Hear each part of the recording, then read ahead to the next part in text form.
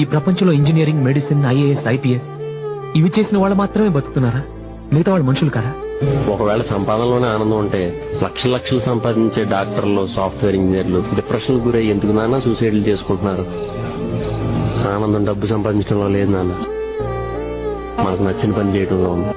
నేను వంటవాడిని, పెళ్లి కూతురు పేట్ల మించి వెళ్ళిపోయింది. అయినా మీరు వంట చేయడం ఏంటండి? సిగ్గు చేయటం.